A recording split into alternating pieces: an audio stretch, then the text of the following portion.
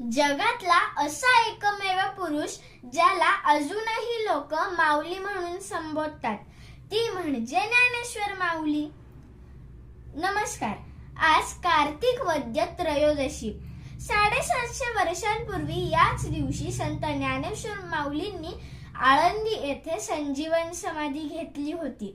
महाराष्ट्राच्या कानाकोपऱ्यातून वारकरी आळंदीला हा संजीवन समाधी सोहळा पाहायला येतात.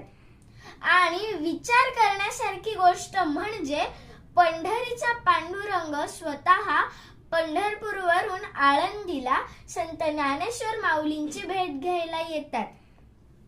ज्ञानेश्वरी लिखाणाचे कार्य पूर्ण झाल्यानंतर संत ज्ञानेश्वर माऊलींनी संजीवन समाधी घेण्याचा निर्णय आपल्या गुरूंना म्हणजेच निवृत्तीनाथांना सांगितला आणि दिवस ठरला.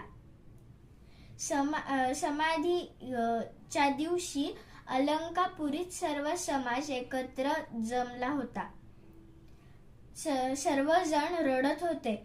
मुक्ताई आणि सोपानदेव ज्ञानेश्वर माऊलींना बिलगून दोघेही ते रडत होते. अशी ही माझी ज्ञानेश्वर माऊली.